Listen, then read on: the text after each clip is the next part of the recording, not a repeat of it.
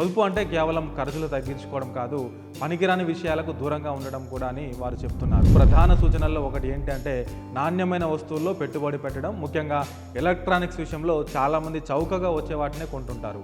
అయితే దీనివల్ల రిపేర్లకు ఎక్కువ ఖర్చు చేయాల్సి ఉంటుంది.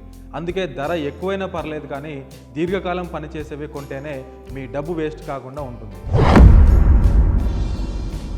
అద్దె ఇంట్లో ఉంటున్నప్పుడు భారీ ఫర్నిచర్ను కొనకుండా ఉండమని నిపుణులు హెచ్చరిస్తున్నారు. ఎందుకంటే ఇంటిని మార్చేటప్పుడు రవాణా ఖర్చులు ఆర్థిక భారాన్ని పెంచుతాయి. స్వల్పకాలిక పొదుపు కోసం దీర్ఘకాలిక ఖర్చులను కొని తెచ్చుకోవద్దని, కొనుగోళ్లు నిజంగా విలువైనవిగా ఉండాలని దీని ఉద్దేశం. మీ జీవితంలో కనీసం 5% నగదు రూపంలో పొదుపు చేయాలి. లిక్విడ్ డబ్బు ఖర్చు చేసే ముందు 2 సార్లు ఆలోచించేలా చేస్తుంది. చేతిలో నగదు ఉండడం వల్ల ఖర్చుల పట్ల మరింత అవగాహన పెరుగుతుంది. ఆకస్మిక నిర్ణయాలను నివారించవచ్చు. అత్యంత ఆధునిక ఖరీదైన ఫోన్ అవసరం లేదు.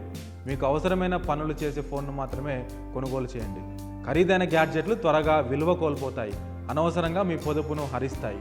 ఖరీదైన ఫోన్ల కోసం మీ పొదుపును వృధా చేయవద్దు. మీకు అవసరమైన వాటిని మాత్రమే కొనండి, ట్రెండ్లను కాదు. చాలామంది యువకులు తాము ఆరోగ్యంగా ఉన్నామని భావించి ఆరోగ్య బీమాను విస్మరిస్తారు. కానీ ఊహించని ఒక ఆసుపత్రి బిల్లు 6 నెలల పొదుపును తుడిచిపెట్టేస్తుంది.